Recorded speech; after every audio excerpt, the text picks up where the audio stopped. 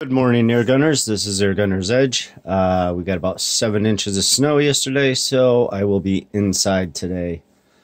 I've been getting a lot of questions on QE shroud removal, so that's what I'm going to do with the flashpup today. I have taken my flash QE shroud off before. I really had no reason to, other than just to see how it comes apart. So I'm just going to do that today. This is going to get a full tune. This is going to go absolutely all power. No regulator right now. We'll just jump right into it. I'll grab my glasses. Not that I need them at the moment, but plastic end, counterclockwise. It just unscrews. Put that to the side. You have to install these back the same way that they came out. So this is very important, and at least you'll see the video here. And in case you mix it up, you will know how to reinstall them. It's like 7 in the morning, so I didn't even get dressed really, so I just threw on a shirt and turned on the heater in my man cave here. Okay. So this is the first one. Keep them in order, like I said. It's just a cloth wrapped around a perforated plastic piece here. And we'll just roll it back up and put it back in later. Okay, I can barely get this one. I honestly have no use to pull the QE off, because usually I just undo the set screws and just pull the whole barrel off, but I just wanted to do this as a demonstration so everyone knows. Another one, perforated, keeping them in order. Let's see, yeah, and just a plastic tube, this facing the barrel out, and another one also facing out, and that is it. I believe it's 16 mil. We'll find out here in a second. There is a nut going in on the barrel itself that screws and holds this in. I'm assuming this is going to be the same as my flash, and I don't remember what size exactly it was. It is millimeter. Now I have to throw my glasses on. We'll try 15. Now these are all mixed up. I had the kids help me put all the tools back. That's 14. Hopefully my 16 is here, because I really, okay, and it is. And you'll excuse me for 1 second. I just need to find an extension, which I thought I had one right here, so I thought I was all prepared. No, there is one here. Okay. Doesn't matter which one I use. We'll try the 16 first, because that really sounds, it has to be kind of thin-walled. No, 16 does not fit. We'll try 15.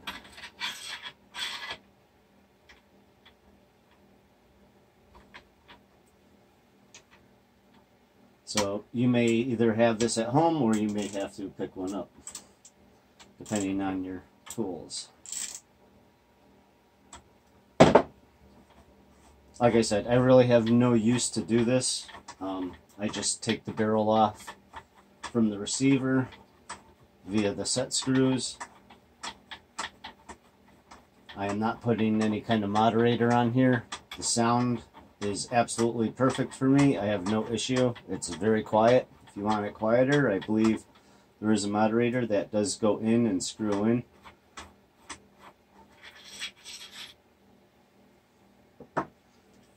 We'll just give her a little wiggle, and it comes right off. And this is what it looks like. And it is aluminum. You will have to be careful. Obviously, the nut facing out. But yeah, that's pretty much all it is. No issues, no big deal. Someone was asking about an O-ring. I don't see any O-ring here, so I'm not sure. Of course, we'll go in for a close-up. And this is all there is right here. This is a refurbished, so if they did have it apart, it almost looks like an O-ring might go there. But I am not positive. I see no other O-ring. This collar, yep, slides. And that just holds it in place. One thing I have tried with my flash was air stripper, and this does screw right on. And to be honest, it does look really cool on here. But it is noisy as hell. I have to admit, I did shoot it off and it is noisy as hell. I did not check for accuracy once I just heard the noise because I'd rather have the quietness of it. But it does look pretty badass on there. I mean, if that's all you're looking for is looks, hey, you could do that. This, unfortunately, is my 25, so this will not work on here. You do have to get the appropriate size if you were to use one of these. This is just going to be a short video. Oh, well, actually, there is some other things. See, this is for my 22. There is one other thing I did want to address. I'll move it over a little. Having this go off accidentally, I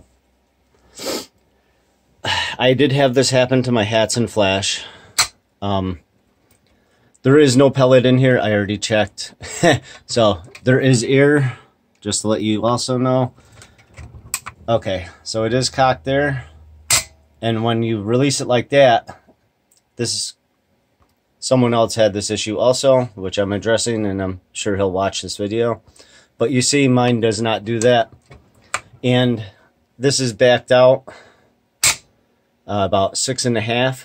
There's a spring in here, and I think sometimes it will either fatigue and just not be strong enough to stop this from going and releasing air against the cylinder. So when I take it apart, I'm going to address that. I'm going to look at it. I will also check my flash, but as you see, it does not go off. The gun does not go off. I did have it happen to my flash, but like I said, I'll go into detail with that. I did adjust. This is refurbished. I did go to adjust the hammer spring on this. This was already 6 1/4 turns out. So what I did was, I didn't know it was 6 1/4, so I bottomed it all the way out, and then I backed it out 6 1/4 turns. Well, I counted 6 1/4 turns. I went to back it out 8, thinking I had much more adjustment. I was wrong. The gun actually barely locked, would not cock, and then the trigger would not fire. So then I had to go back in, bottom it all the way out, and then back it out 7 turns. So I would not recommend adjusting the hammer more than 7 turns out, or you may experience what I did. I had no pellets in here. I never do that. I always make sure my guns are working properly before I put any kind of ammunition into them for safety reasons, and I suggest everyone else do the same.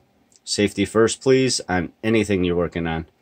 Powder burner, air rifle, Springer, you name it, safety first. But that is one of the experiences I had with this. So they already had this backed out for most power. I was getting an average of about 825 to 830 with 25 grain JSBs. So I just wanted to run this over with you and repeat the order process going back. I see no O-ring on here that could be damaged, so whoever's asked me that, I do not see one here.